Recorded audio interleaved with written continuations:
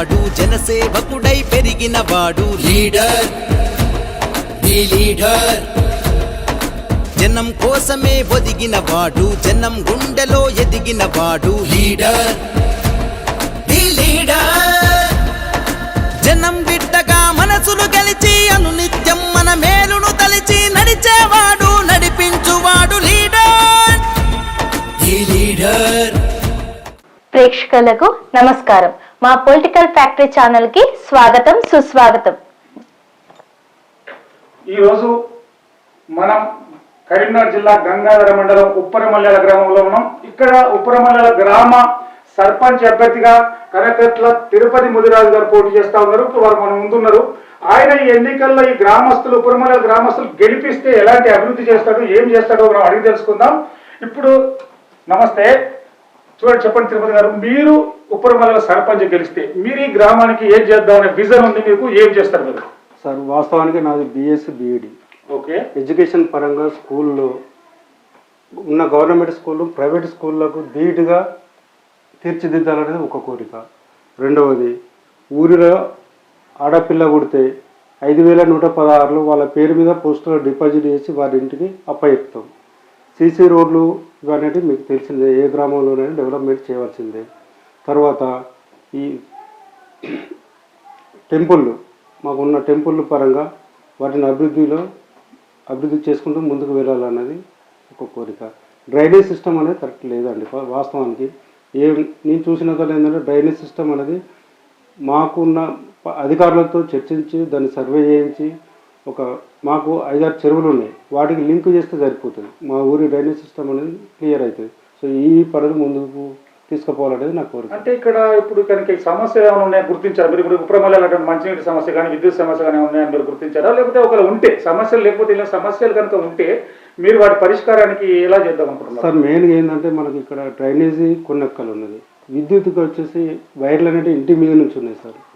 పోతే ఈ మెయిన్ కొన్ని ఏరియాలలో ఇప్పుడు మనకి కొంత ఏరియాలలో ఏంటంటే బోర్లు ఎన్ని వేసినా పడతలేవు. ఆ ఏరియాలలో మాత్రం వాటర్ కొద్దిగా ఇబ్బంది అవుతుంది. ఎండాకాలం టైంలో, మనకు వేసవి కాలంలో చాలా ఇబ్బందిగా ఉంది. అక్కడ మాత్రం బోర్లు వేసి వాళ్ళకు ఇంటింటికి పైప్ లైన్ ఇవ్వాలనేది ఒక ఆలోచన సార్.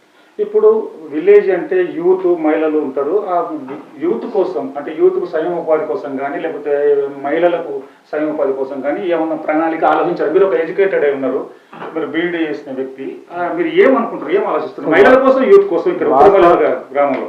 వాస్తవం సార్, చాలా డిపార్ట్మెంట్లు ఉన్నాయి, చాలా పనులు ఉన్నాయి. ఎన్ఆర్ఈజెస్ మీకు తెలియదు కాదు, మనం కరువు పని అని అంటాం.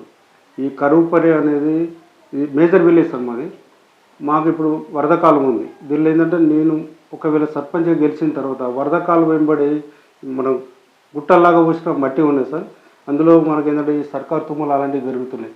వాటిని క్లీన్ చేసి మా ముదిరాజులు కానీ, ఇప్పుడు గౌడ కులస్తులు ఉన్నారు, వాళ్ళకు సంబంధించిన ఈత చెట్లు కానీ, ఈ సీతాఫల చెట్లు కానీ ఇలాంటివి పెంచడం వల్ల ఇప్పుడు వానరాలు ఇప్పుడు అడవులు అది కావడం వల్ల ఊళ్ళలోకి వస్తున్నాయి. కాబట్టి వీళ్ళకి పడి దొరికినట్టు ఉంటుంది. ప్లస్ రెండవది వాళ్ళకు మనకు అక్కడ వానరాల బాధ కూడా తప్పినట్టు ఉంటుంది అనే ఉద్దేశం కొద్ది వాటి పరంగా చేయాలనేది ఒక ఆలోచన సార్. కొద్దిగా ఇంకొకటి సార్, ఇంతకుముందు మీరు అడిగినట్టు మాకు ఇక్కడ చాలా ఇంకొక ప్రాబ్లం ఏంటంటే రైతులు చాలా, ఇది గ్రామ పంచాయతీ పెద్దది కాబట్టి ఈ రైతులు ఇప్పుడు ఐకేపీ సెంటర్ అనేది లేదు సార్ మాకు. ఇప్పుడు మిగతా వేరే వాళ్ళ ల్యాండ్లలో వస్తున్నాం. ఈ వరద కాలం కూడా ఒక 5 నుంచి 6 ఎకరాలు దాన్ని తీయించేసి అధికారులతో మాట్లాడి, మాకున్న ఎమ్మెల్యే గారితో మాట్లాడి దాన్ని క్లీన్ చేసి అక్కడనే ఐకేపీ సెంటర్ ఏర్పాటు చేయాలనేది ఒక ఆలోచన సార్. ఇప్పుడు మీరు సర్పంచ్ గెలిస్తే ఈ ఊరిని ఏ విధంగా తీర్చిదిద్దాలనుకుంటున్నారు? అంటే ఇప్పుడు కొన్ని గ్రామాలు ఏంటంటే సిటీకి తీసుకునే విధంగా డెవలప్ అవుతున్నాయి చాలా గ్రామాలు. అంటే ఒక మోడల్ విలేజ్గా తీర్చిదిద్దుతున్నారు. కొన్ని గ్రామాలు అయితే మేమే నెంబర్ 1 అనే పరిస్థితిని తీసుకొచ్చే సర్పంచ్ల వల్ల కూడా జరిగింది. కొన్ని ఉదాహరణలు కూడా ఉన్నాయి. అంటే జాతీయ స్థాయిలో కూడా అవార్డులు తీసుకున్న గ్రామాలు కూడా ఈ రామడుగు, గంగాధర మండలాలనే ఉన్నాయి, మన దగ్గరనే ఉన్నాయి. అట్లా మీరు ఈ గ్రామాన్ని ఎలా ఈ 5 సంవత్సరాలు తీర్చిదిద్దాలనుకుంటారు గెలిస్తే? 100% సార్. ఒకటి ఏంటంటే మనకు ముఖద్వారం అనేది ఇంపార్టెంట్ సార్, ఏదైనా కానీ. సో అక్కడ మాకు స్టార్టింగ్లో ముఖద్వారం ఏర్పాటు చేస్తే అక్కడ గార్డెనింగ్, ఆ గార్డెనింగ్ లోపల శివాజీ స్టాచ్యూని ఏర్పాటు చేసి దాన్ని మనం ఇంట్లోకి వచ్చేటప్పుడు మనం వాకిలు చూస్తేనే తెలుస్తుంది కదా సార్ మనం ఎలా ఉన్నాం. మా ఊరు కూడా అభివృద్ధి ఆ విధంగా చెందాలనే ఆలోచనతో అక్కడ ఒక గార్డెన్ రాగానే మనకు ఒక సిటీలోకి ఎంటర్ అయినామనే ఫీలింగ్ రావాలి. లైటింగ్, ఐమాక్స్ లైటింగ్ అనేది ఏర్పాటు చేయాలనేది ఆలోచన సార్.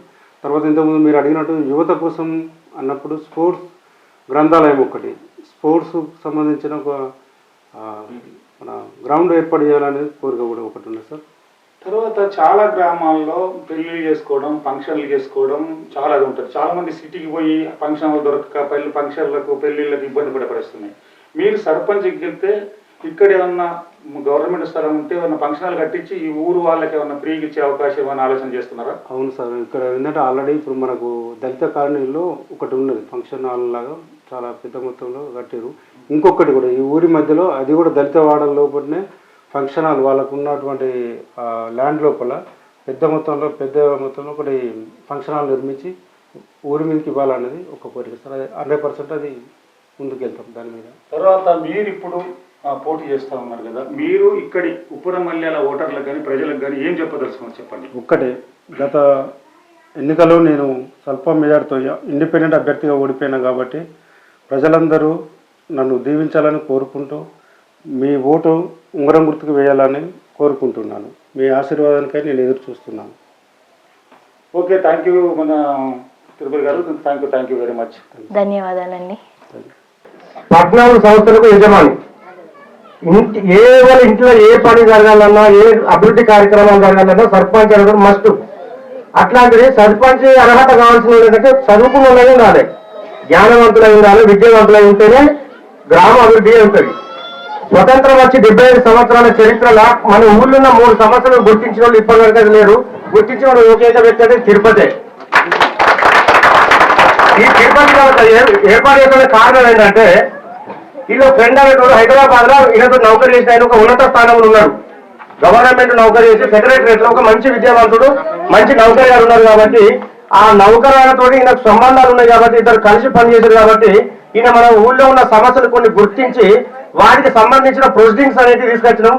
మీకు ఈ లెటర్స్ ఇస్తాం. ఎవరన్నా ఒక అమ్మాయి వచ్చి కానీ ఎవరన్నా చదివితే మీకు అర్థం. దీన్ని కూడా మనం వట్టి కాగితాలు చూపెట్టి అది చేసేంత మూర్ఖులం కాదు. మీకు కలెక్టర్ తోటి, సెక్రటరేట్ నుంచి వచ్చిన కాగితాలు, మినిస్టర్ తోటి వచ్చిన కాగితాలను మీకు ఒకసారి చూపిస్తాం. ఎవరన్నా ఒకరు వచ్చి మీరు ఒకసారి చెక్ చేసుకుంటే మా మంచితనం చెడుతనం అనేది తిరుపతి మంచివాడా చెడ్డోడా మీ అందరికీ అర్థమవుతుంది. కారణం ఏంటంటే దీనికి ఖర్చు పదవి లేకుండా 10,000 రూపాయలు ఖర్చు పెట్టుకొని ఇప్పటికీ ఎన్నో ప్రాజెక్టులు తయారు చేసుకొచ్చి హైదరాబాద్ లెవెల్లో నన్ను తీసుకపోయి నా ఎంబడి వచ్చి పైసలు ఖర్చు పెట్టుకొని చేయించిన వ్యక్తి.